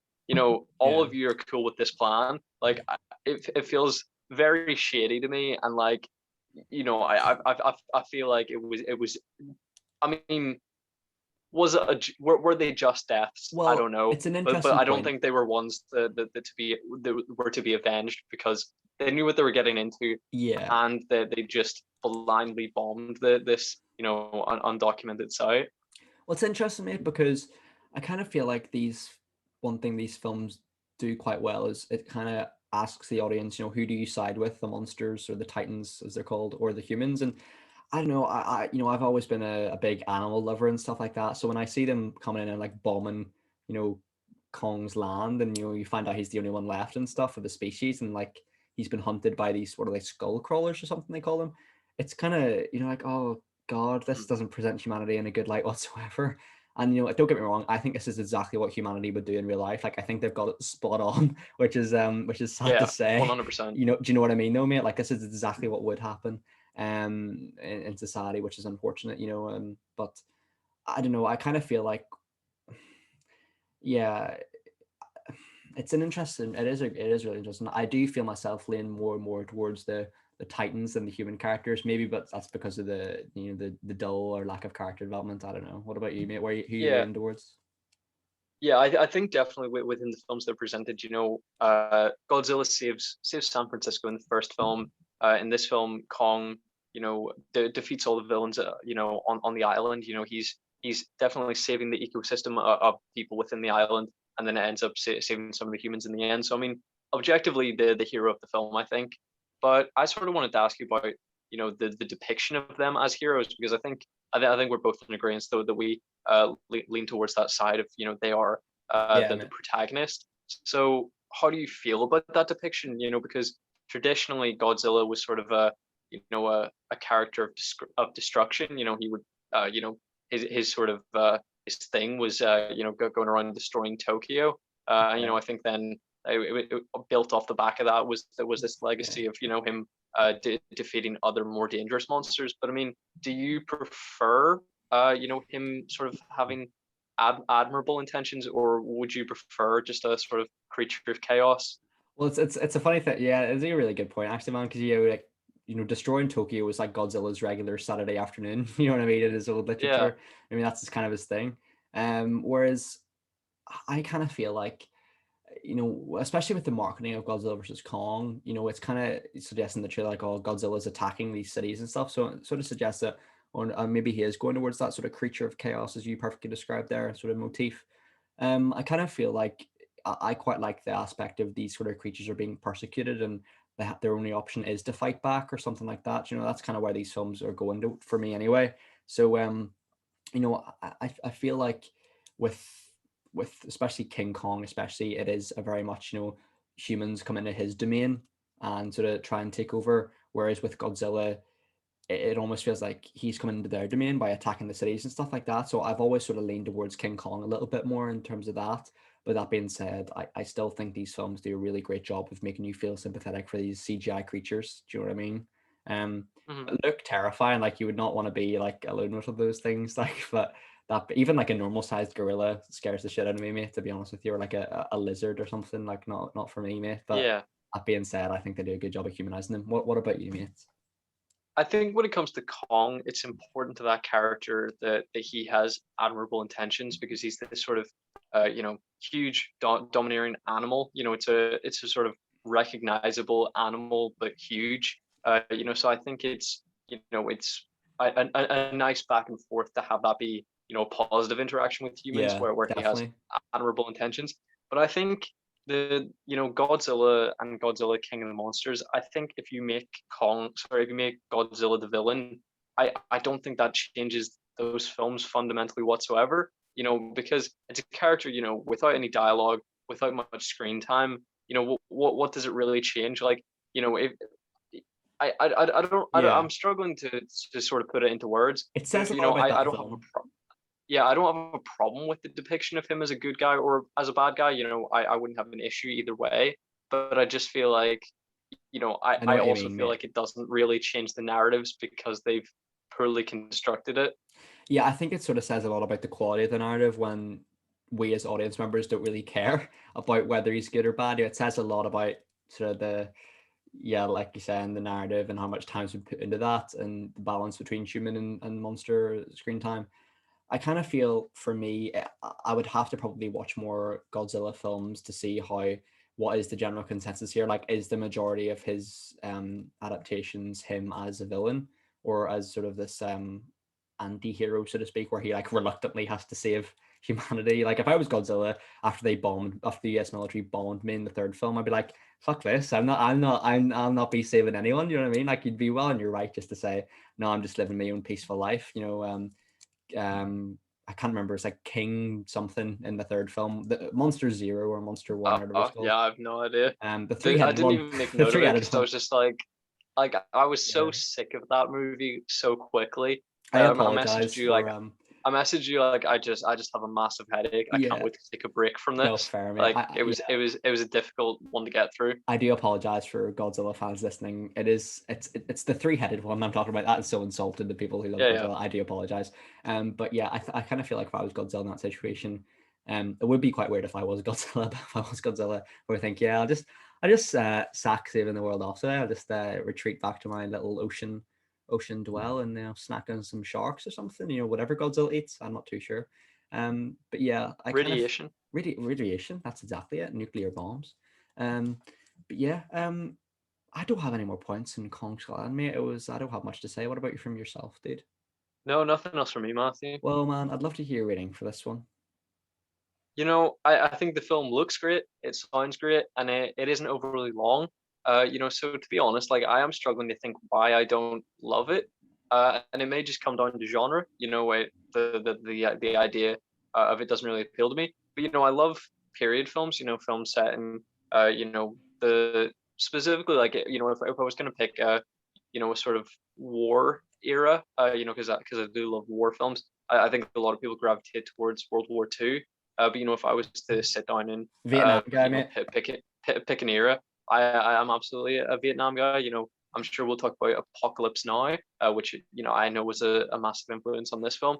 But, I think that side of this really does appeal to me.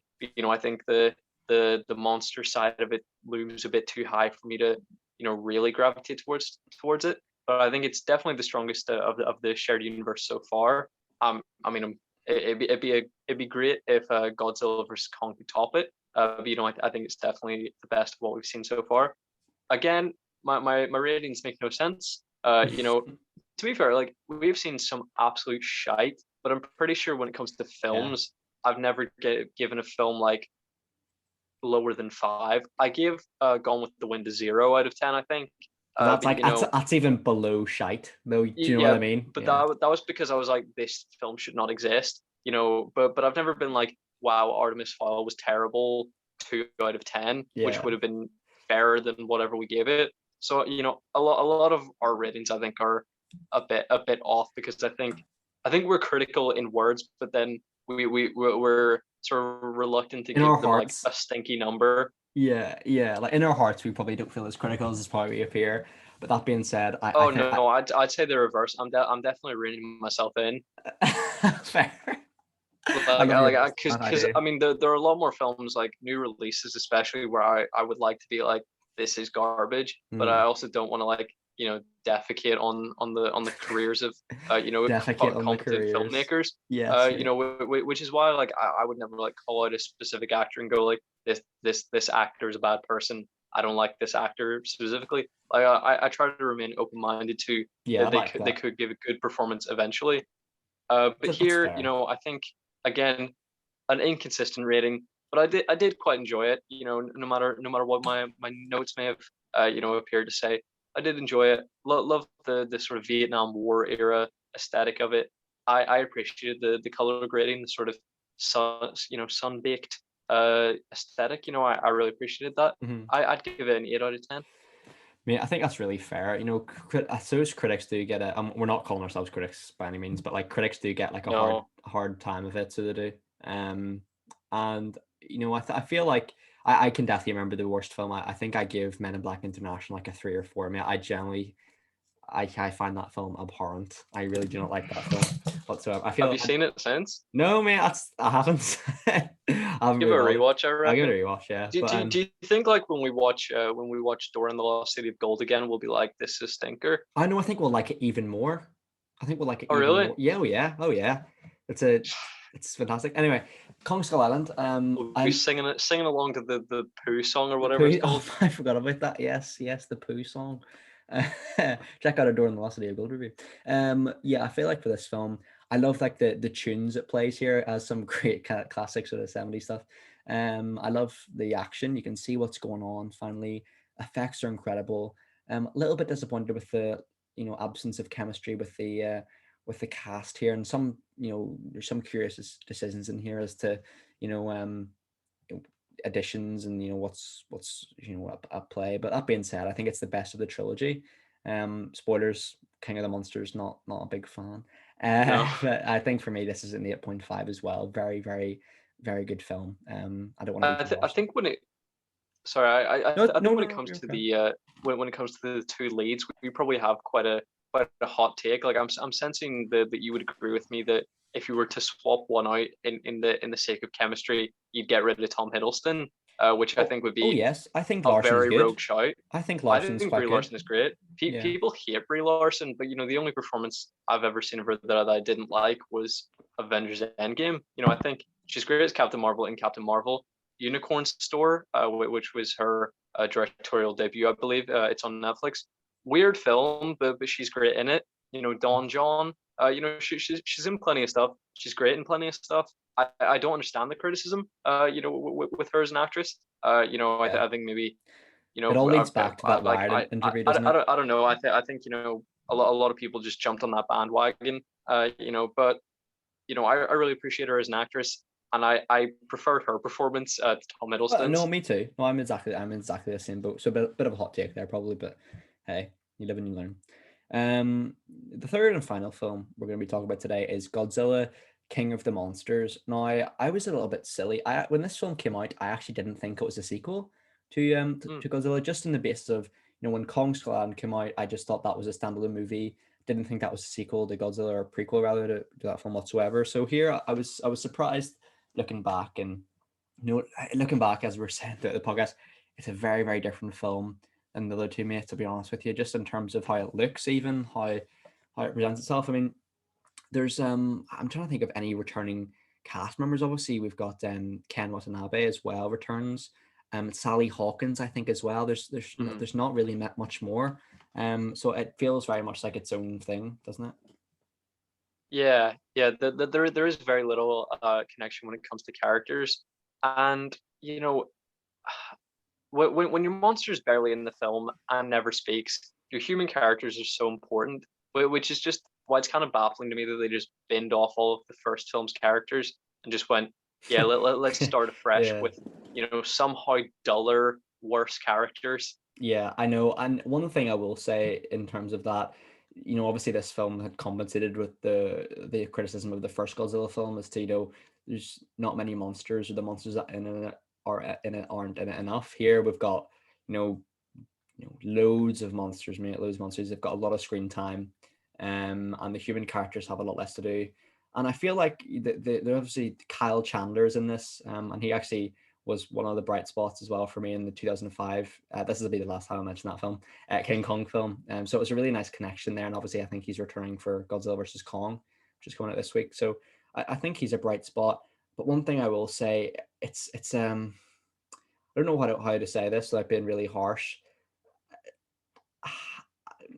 It's a very Millie Bobby Brown-esque film in the sense that this is just them jumping in the bandwagon of Stranger Things. Let's have her in this film. Do you know what I mean? Like, I don't Yeah, think she's I mean integral whatsoever.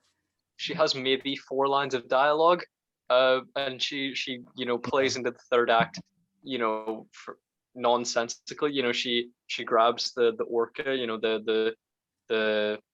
tractor beam essentially, for all of the Titans. And I mean, I was just baffled. Like, why are you bringing them to a stadium? Why are you there?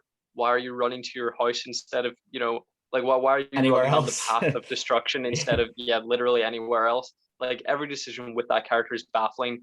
Why that character is viewed as important is baffling. It does feel like they hired Millie Bobby Brown, then wrote the script after they hired Millie Bobby Brown. Yeah. Yeah. Rather than they wrote a good character and thought, oh, I wonder who would be good for this, or auditioned people. It is definitely Yeah. a sort of It was very much like do and then ask questions later kind it of thing. was, mate. It was. They doing ask question to do. It was like, who's a child actor from who's very popular at the minute? Check. Who's good at screaming to CGI things that don't exist in real life? Check. Millie Bobby Brown, you know what I mean? And Millie Bobby, I don't want to seem too harsh, Millie Bobby Brown, like she seems lovely, like she seems very, very nice. But what I'm saying is like, it's a very cliche film for her to appear in a sense, and I can't criticize her for that. Obviously, like, of course, is a huge film for her career to why wouldn't she? It makes sense for her to go to this type of film. What I'm saying is I kind of feel like this film just edges into the cliches more and more compared to the other two. So I kind of feel like it has to be open for more criticism, in a sense that this is just an all-out monster brawl for the most part. There's a lot of action going on here, and strangely, like, I don't know, because there was more of it. I just wasn't as big a fan of it as I was with especially Kong Skull Island. I thought that film was like an amazing balance. Just for this film, I don't know, mate. Something just felt off in terms of, like you said, mate. Godzilla isn't the titular character here, but he's the monster who doesn't have as much screen time as, say, I don't know, Mothra or something like that, or or the three-headed one. Like, which ones do I remember the name Yeah, of? You know, any other but I think names? that's Yeah, maybe I know. I think it's maybe down to the fact that it feels like it's 4 hours long, and then Feels you're so like, long. Yeah, it's only why 2 hours as is well. It's Godzilla crazy. only in 20 minutes of this 4 hour movie? And then Yeah, you check the runtime and it's 2 hours.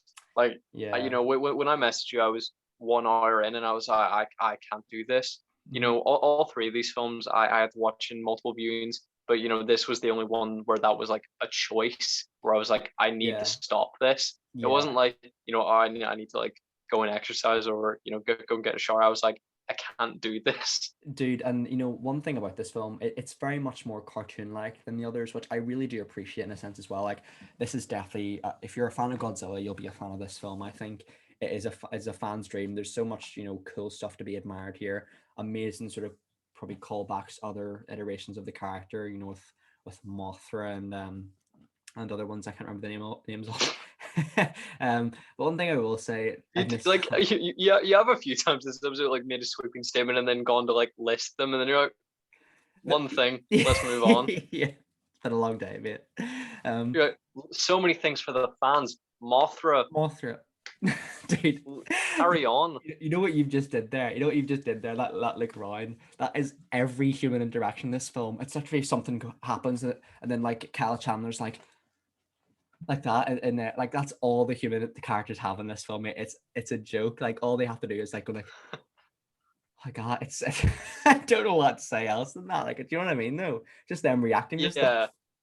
Yeah, yeah. My notes are very few and far between here. Yeah, Like there was a period I don't think I really wrote anything in the last hour, because it is just senseless slapping about. Like, I really hope this isn't what you know, Godzilla versus Kong amounts to, because you know, I paid so little attention to the final you know, to the final battle of the film, because I mean, again, it's the same issue of, you know, it being in the dark.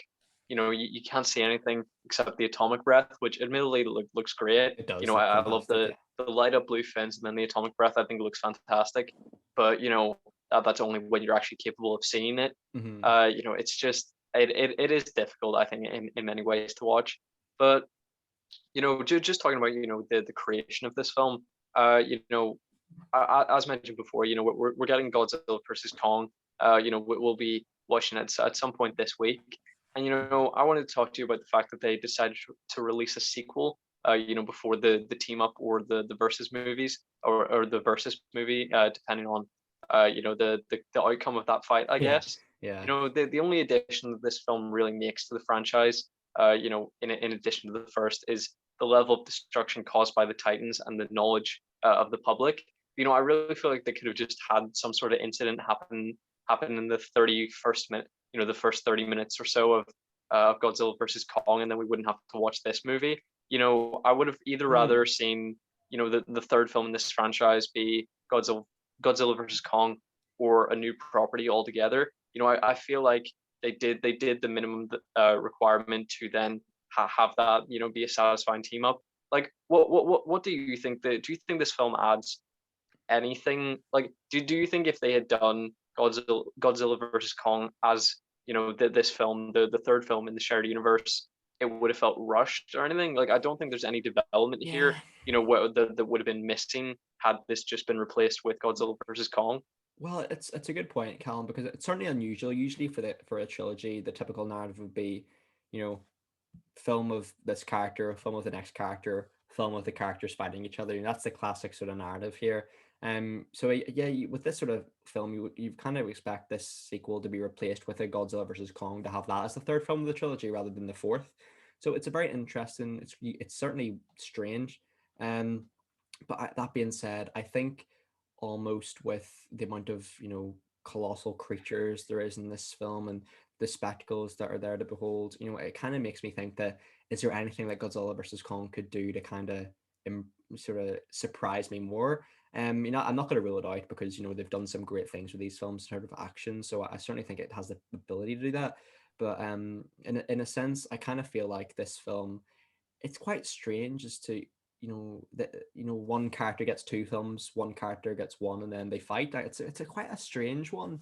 I guess Yeah. the films are very much more Godzilla focused than they were Kong focused. Of course they were, but I'm not too sure, mate. Like I feel like, what do you think, mate? 'Cause I'm struggling to sort of wrap a brain around it because it is a very unusual one, you know. Yeah, I think versus movies overall are kind of just baffling. You know that they are often quite contrived. Like, we will find out when we watch Godzilla vs Kong, I'm sure. You know, why would uh, two of the benevolent titans, who are protectors of humanity, want to fight each other? You know, I suppose there is. I haven't even seen the trailer for that film, so I don't really know anything about it.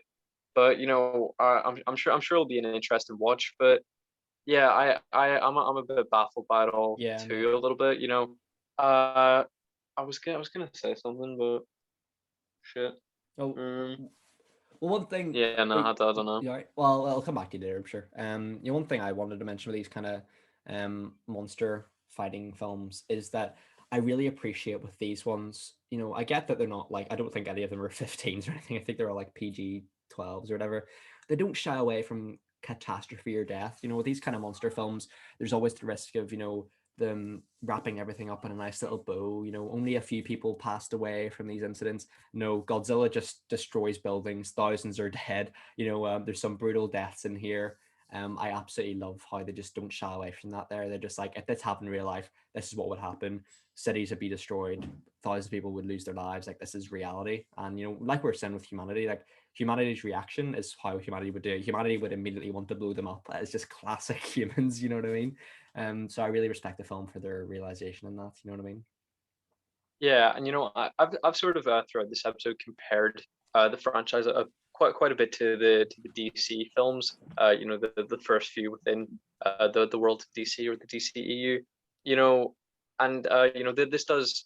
I sort of talked about how this was sort of an overcorrection between the first in the style of Justice League. Mm-hmm. Between Batman vs Superman and Justice League, but it also opens in a manner reminiscent to Batman vs Superman. Mm-hmm. We see the perspective of uh, Kyle Chandler, like whatever his Yeah, character's called, yeah, I think so. Mark Russell, I think it is. We see from his position, from his viewpoint, what the attack looked like to him, and that was the in his mind somehow Godzilla was responsible, and I genuinely don't know how you can rationalize that. You know, Yeah. in Man of Steel, Batman blamed Superman for being Kryptonian, and then his DNA bringing them to Earth. I mean, it is uh, that's baffling in and of itself. But here, they have started this destruction, and Godzilla has come to their aid. Like, they are completely unrelated figures. It's not like they don't come from the same place. Unless you want to say Earth. They're just having a fight, and then people have died as a result of the muto. So I don't really understand how you could possibly blame Godzilla for the death of your son. If he hadn't been there, your son and a lot more people would have died. Yeah, I know. It's ridiculous. Like, and it is a grudge that you're sort of glad by the end of the film. It does sort of subside a little bit, but I mean, yeah, it's a bizarre choice, man. As you kind of said on Godzilla review, it is weird that coincidentally that it both happens where in the city that Mark's son and Godzilla fight, San Francisco. So it's bizarre, weird how coincidences work like that in movies. But yeah, I mean, that being said, I don't know. I just feel like with these sort of monster fight films that always feel like a need, like they have to, go back to the human reactions to stuff. Like there's also, surprised faces, stuff like that as to what's going on, or screaming. And then maybe that's one being a little bit too harsh on Millie Bobby Brown, because like it just felt like in this film all her scenes were her just screaming at stuff and things like that. Like there was no real. Oh yeah, I think that criticism has nothing to do with Millie Bobby Brown. It's it's Yeah. it's absolutely like how the character is written. Yeah, like there's no character development here whatsoever, really. I mean, Ken Watanabe's character is probably a bright spot here in these films for me. Like he seems reasonably I totally love him. consistent. I know he's great. No, he's got some really great sayings there as well. Even if by his own admission they say they're from fortune cookies or something. But with that being said, yeah, I think he's one of those characters where he's one of the standouts, I think, in the Godzilla movies anyway. Yeah, and his character, Dr. Serizawa, has a surprisingly emotional death. He But does, mate. why Yeah. are you killing off your one likable character in the whole franchise? Yeah. Like, they make unlikable, one-dimensional people who you despise, and then they make this one lovely man and then just kill him. Like he's Yes, the one man that loves exactly. Godzilla, respects him, believes him to be the hero that we, objectively see him to be, and then he gets atomized. Like I was, that's I suppose the testament of the films to make me feel something. But I think it's really just Ken Watanabe being a seemingly lovely man. Yeah, You that's know, great. Yeah. like his performance is so incredibly likable, and I think it does a lot for a film when you have the sort of guts to take a likable, loved character and kill them. But if they're literally the only redeeming quality about your film, maybe second guess that. Yeah, maybe really reevaluate, why you killing off a fan favorite character in a sense. But I mean, yeah, mate, you're spot on. It was a baffling decision, but it's a testament to how much the film's made you feel for him. So credit to them and for that part. Yeah, for a significant part of this film, I had no idea what was going on.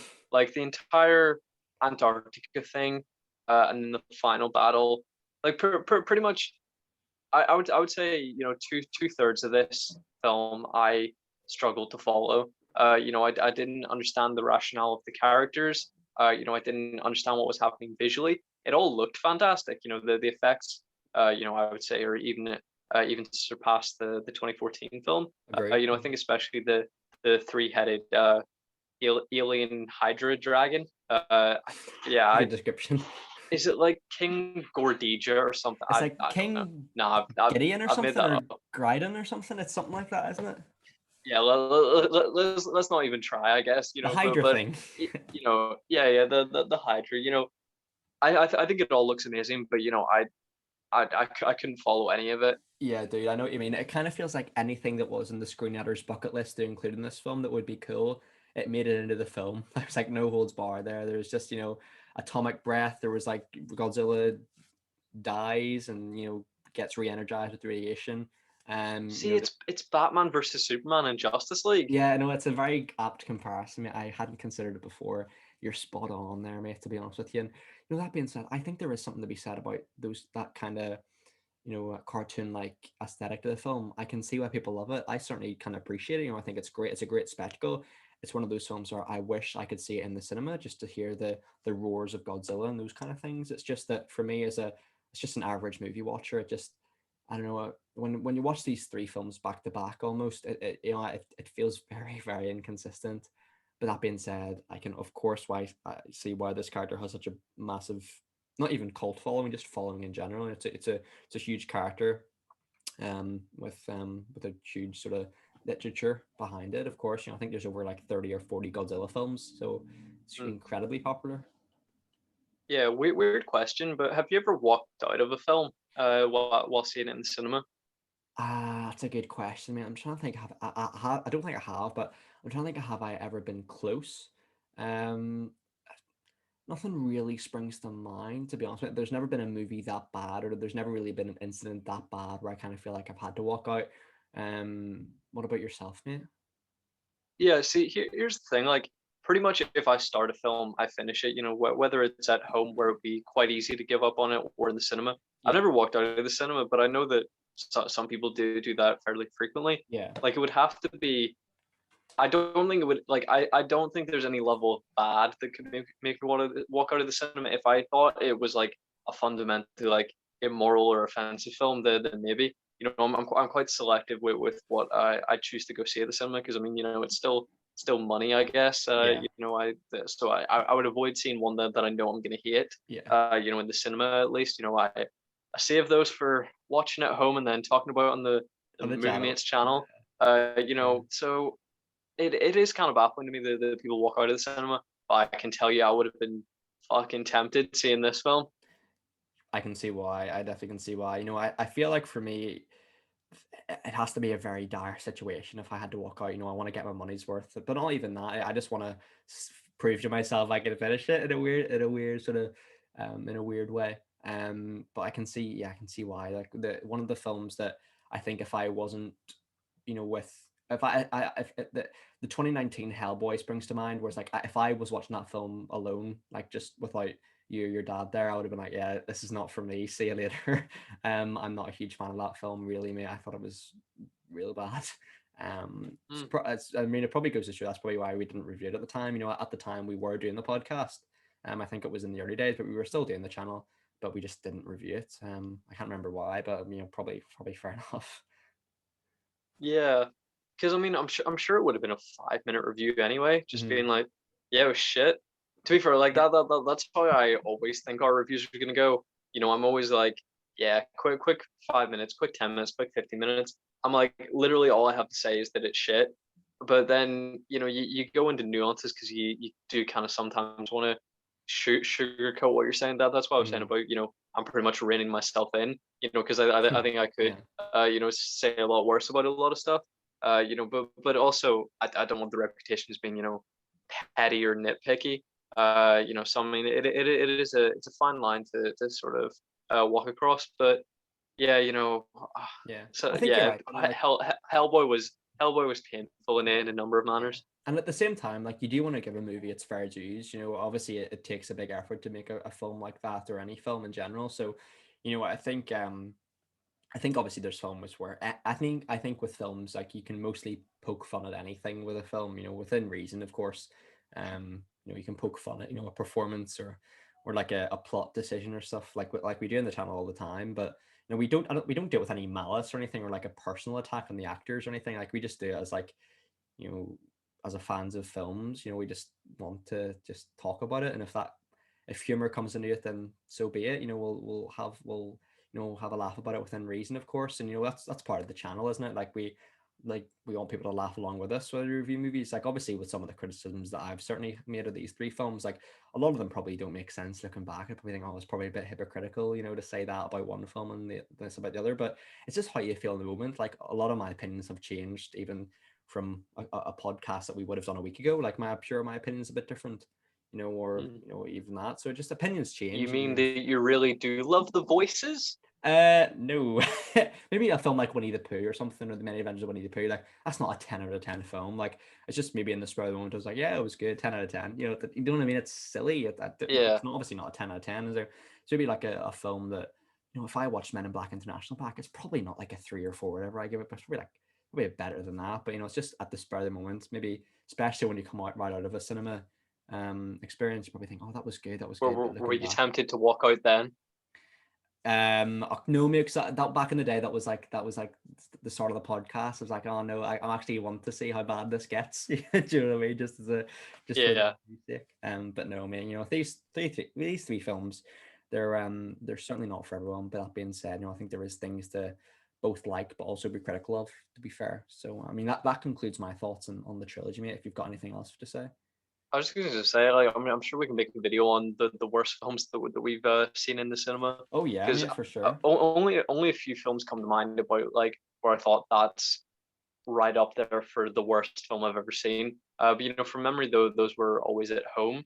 You know, because I do think I am you know fairly restrictive of what I actually you know bother to you know pay to see in the cinema. So yeah, it's a I think that'd be an interesting chat. But yeah, Oh, it I really would don't be a have good anything one. further on Godzilla King of the Monsters. Well, mate, if you're gonna give it a rating out of 10, Cal, what would you give it, dude?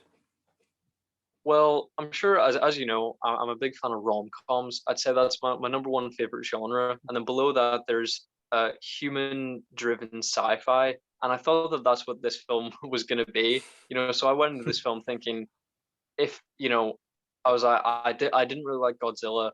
I quite liked Kong.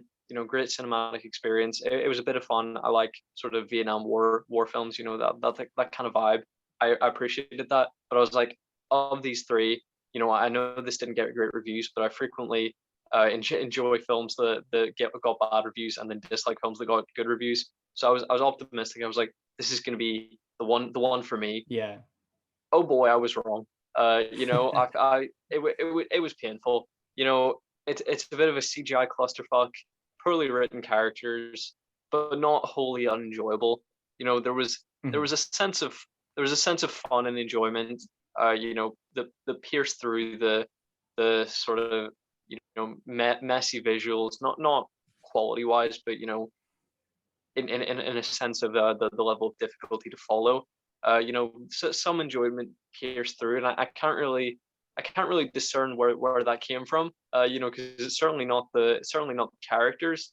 It, it may just be the Ken Watanabe was that He's much that of a good. bright spark that Yeah, he yeah. just lit up enough that just sort of helped me see it through. So I would give the film a 6 out of 10. You know what, man? I think that's a perfectly fair review. You know, I think for me, this film was maybe a bit disappointing in a sense that I expected a bit more. But you know, from just a purely like from a viewer perspective, I think this is certainly a film akin to like an Avengers Endgame, where it's like it's more of an experience. You know, I wish I could have seen it in theaters. Obviously, you know, it goes without saying with these films, the production value and the effects, the score, the aesthetics, the visuals, incredible. They're remarkable. They're so good. Some of the best we've ever seen. But I just think poorly written characters really sort of holds it back. You know what I mean? Like it's on its course to sort of, you know, completing that 100-meter race, but just these poorly written characters just help restrict it back. And it's never going to be a great film if you have poorly written characters, mate. It's not a great film. It's impossible for me. So there's no there may be redeeming qualities for it, but it just limits my enjoyment. So for me, I think very well constructed sort of action scenes. You know, the action's great, but human characters and stuff, not for me. So I'd probably give it an 8 out of 10. You know, a very solid trilogy to be fair. I Yeah. mean, yeah, I suppose later on this week, maybe earlier on next week, it depends when the Godzilla versus Kong comes out. I'm not too sure whether it's, you know, HBO, Amazon Prime. Do you know how it's releasing or cinemas? I don't know.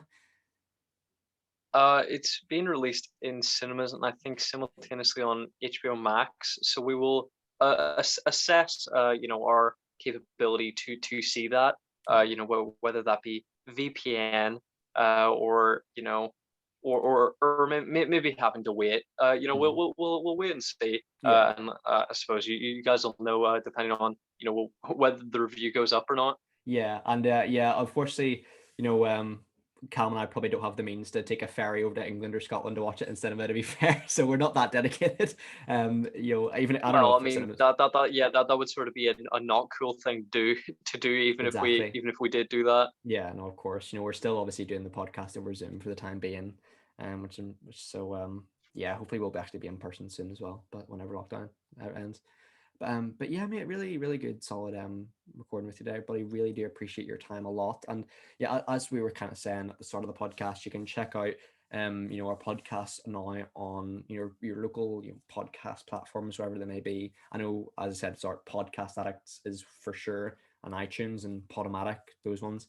Um, but yeah, mate, thanks very much for today, guys. Thank Stay you. tuned later on this week for, of course, you know, Falcon and Winter Soldier, Riverdale, those kind of things. I think also we're going to be starting the Fast and Furious franchise, which we started back years ago with Hobbs and Shaw, but now we're bringing it full circle by Oh going for yeah, the old school ones. So, looking forward to doing that, mate. That'll be the first yeah, three.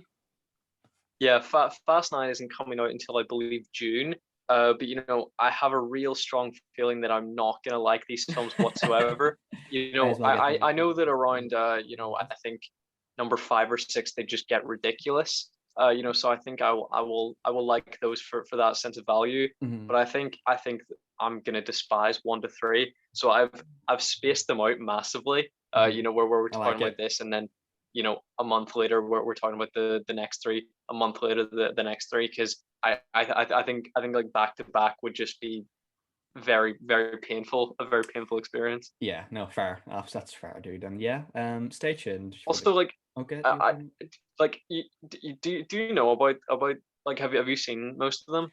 Well, what I'm aware of is it started off very much focused on cars, and then it just became a heist film with like The Rock and stuff added. Like it's a very differing genre from where it started. That's what I'm aware of. Yeah, I'm I've just seen very six. I've seen baffled six. by this. Like, I read this, and like I understand now why that is. But the first two movies are, you know, present day, whatever. Then you have the third film, and then every film, I think, between the fourth and the eighth film are prequels to the third film.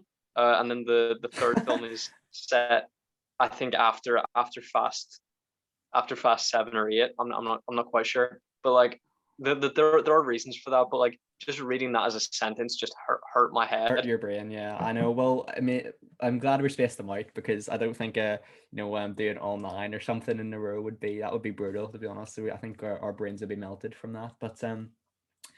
But yeah, stay tuned as well, guys. The 100th episode of the podcast will be coming up in the next couple of months too. So expect a few sort of different videos then as well. And yeah, this video will probably be coming out in the 2-year anniversary of the podcast as well, which is nice. So thanks Oh, everyone for the lovely. support. Yeah, so the 31st of March is the 2-year anniversary. So I'll probably upload it then. And yeah, I hope you guys are all well. Hope your family and friends are all safe and well too. Take care, everyone.